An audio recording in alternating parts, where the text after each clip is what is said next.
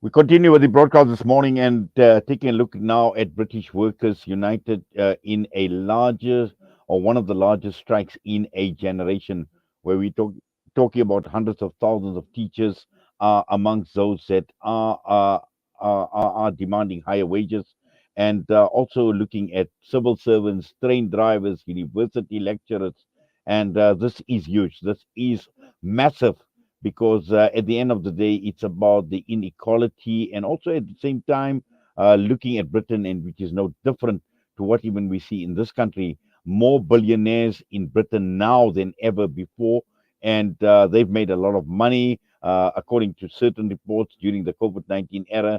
And while people have suffered the effects of COVID-19 and generally economic conditions, and at this point in time, prices are skyrocketing and people just cannot keep up. And we joined on the line this morning by the director of Naledi Research, arm for Cosatu. We joined by Hamida Deedat. Hamida, Assalamu alaikum wa rahmatullahi wa barakatuh. Jummah Mubarak to you and welcome.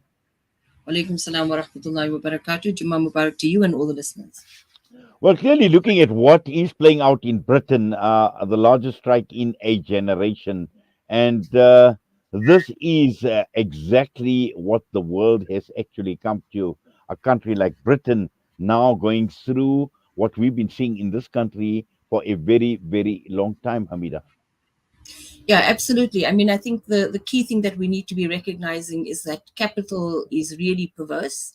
They've actually got the upper hand. So if you look at the report that's come out of Davos, they've indicated that the global growth rate throughout the world has been exceptionally low. I think the only country that registered a positive growth rate was Russia.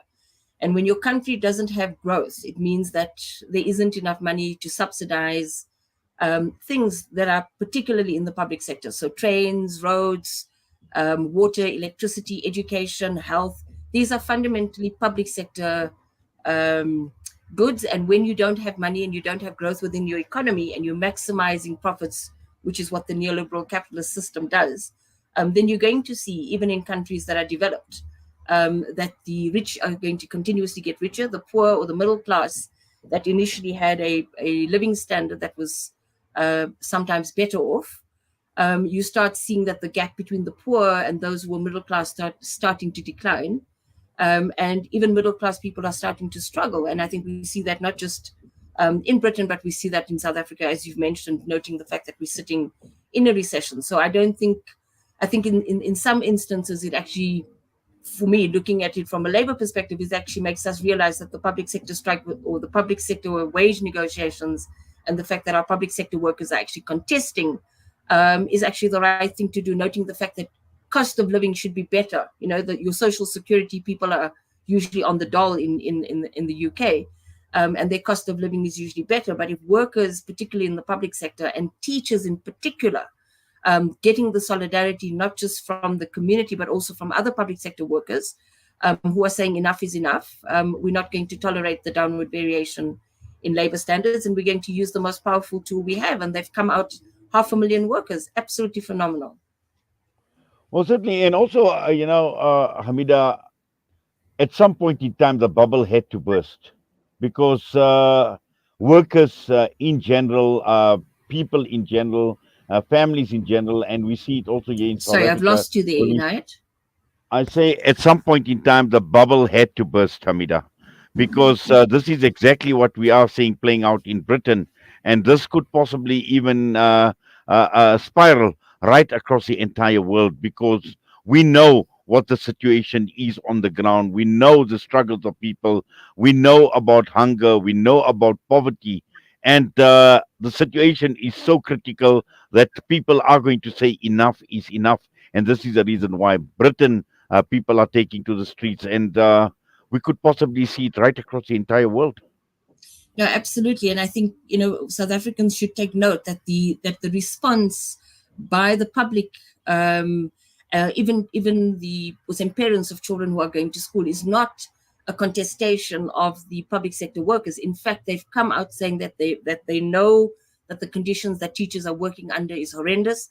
I was just reading in preparation for our show, and they were saying I mean, your normal working hour is 8 hours a day, it's 40 hours a week.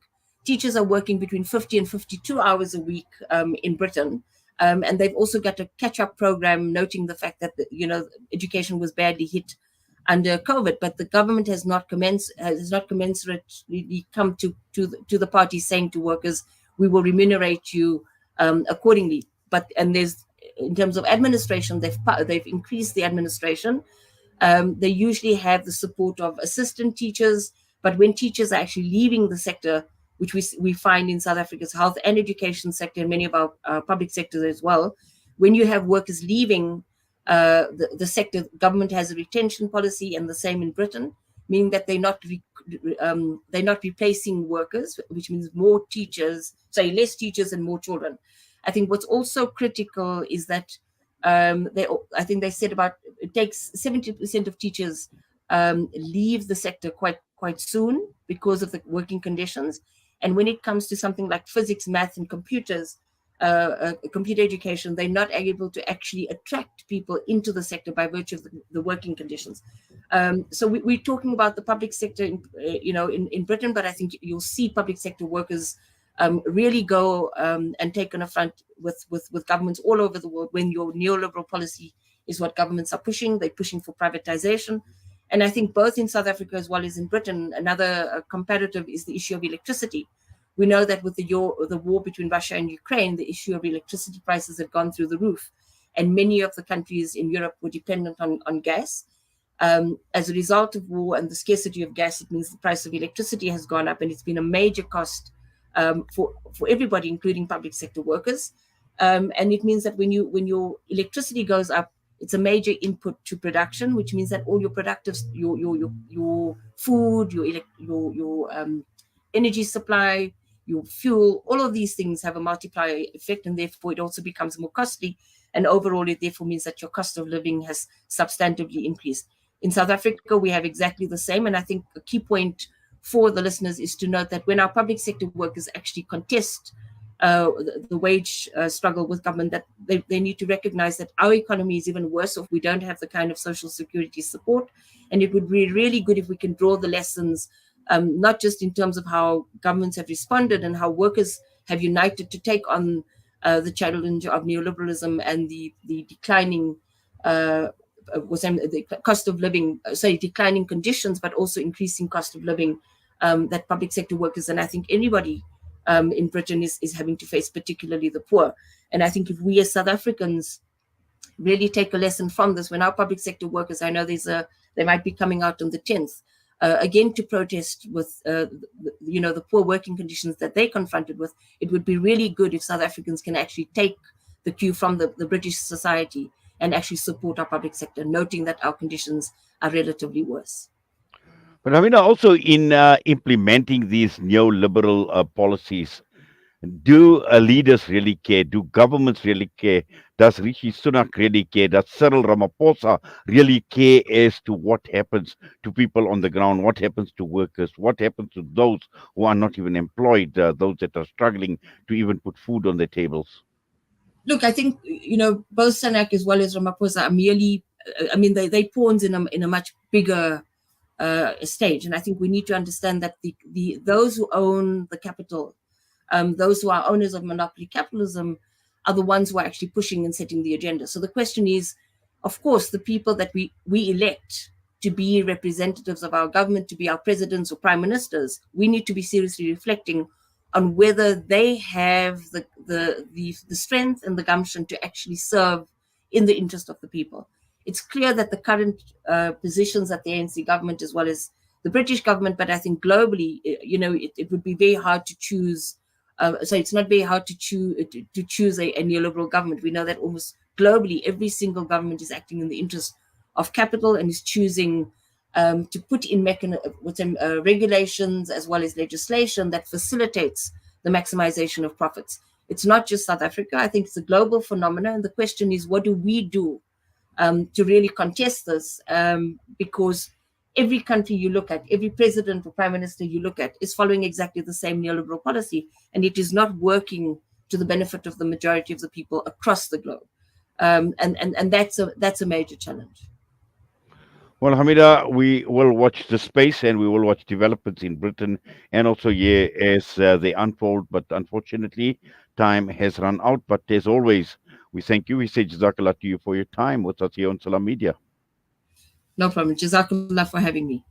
Assalamu alaikum wa rahmatullahi wa barakatuh. Wa alaikum salam wa rahmatullahi wa barakatuh. Hamida Deedat, Director of Naledi Research Arm for Cosatu, with us this morning. We're going to go for a quick break, and when we come back, we will be taking a look at World Cancer Day, February the 4th, and we will be talking with the Operations Manager at the Care for Cancer Foundation, Sumaya Hassan.